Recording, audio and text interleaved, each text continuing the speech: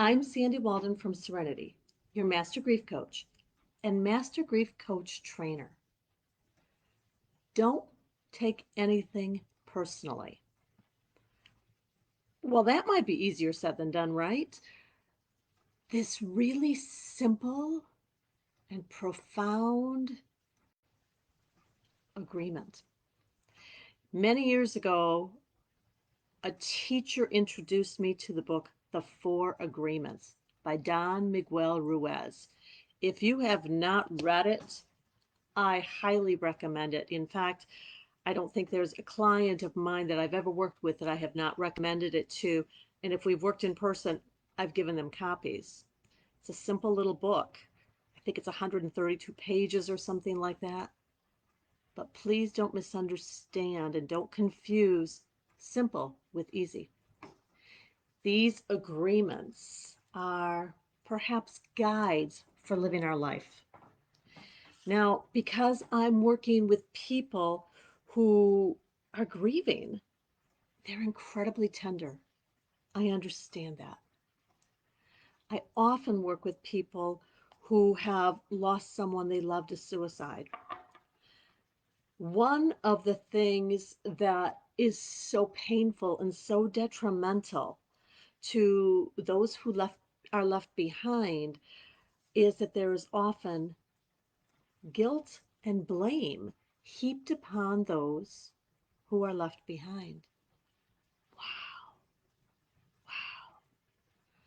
It's not like it only happens with suicide loss. It can happen with other losses as well, but it does seem to happen more and more often. I will hear from someone that they are blamed because they didn't know this was a possibility. I will hear from someone that people are making, tossing, piling guilt upon them because they were not able to stop this. So I want to say that all of these people I've talked to for many, many years, anyone who's ever known that the person they loved was at risk of suicide has done everything they could to keep them safe, healthy, and alive. We would not have had the conversations if they'd been successful for the most part. Many people, like me, had no clue that suicide was even a possibility. Should I wear guilt and blame and shame for the rest of my life because I didn't know? What if someone feels like I'm guilty or I'm blamed? So this is where I'm at. I want to talk about don't take anything personally. There's a wonderful quote by Wayne Dyer, and I don't have it written down right now, so please forgive me if I don't have it right. But he says something along the lines of what other people think of me is none of my business. And I think this goes hand in hand with don't take anything personally, because I have no control over what somebody else thinks and believes. I have no idea what's going on in their experience, in their emotions, in their thought process. It's not mine. It's none of my business unless I choose to let it be. If someone wants to hold me responsible and they want to have a conversation, I'm open to having a conversation about where I have come from and where I am. I'm not okay or open to a conversation about heaping something on me that's not mine. I want to tell you what I tell all the clients I work with, that people say and do things because it feels right to them.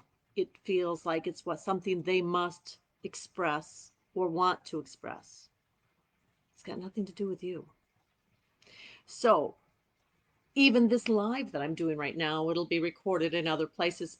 This is because I feel the need, the drive, the desire to share my belief and understanding about this.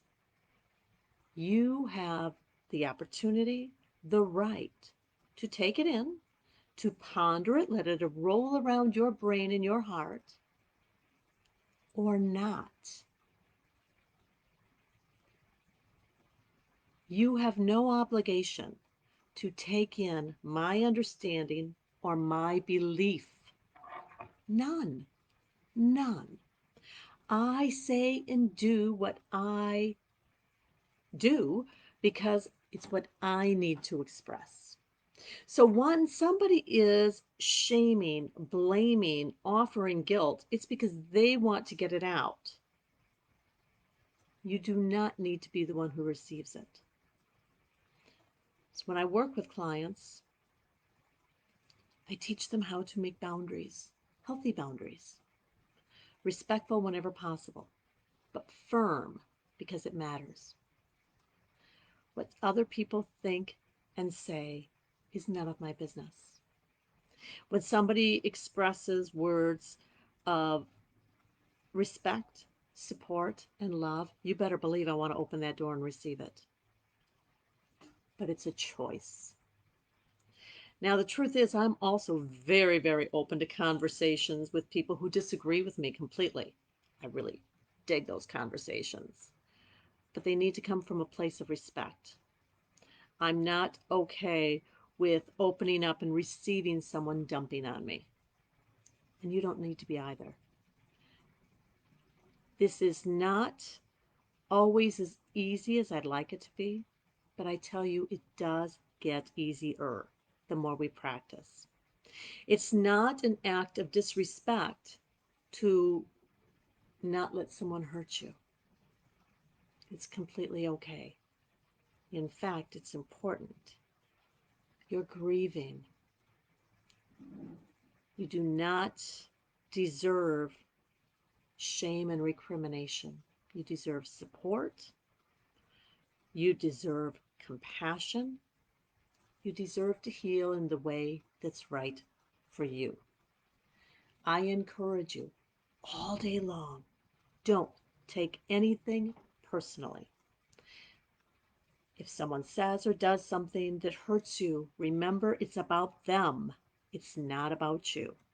Remind yourself, yep, what that person is saying and doing is what they want and need to express. I don't need to accept delivery. I don't need to accept delivery. I get to choose. So when I work with clients, I give them some language that we practice using. Often we can heal and save relationships with people who are important to us. But more than anything, I want to encourage you today to pick and choose who you allow in your circle.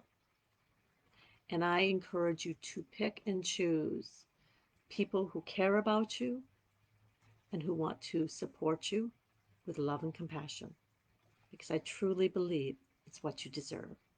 Don't take anything personally. You have the power to make these choices.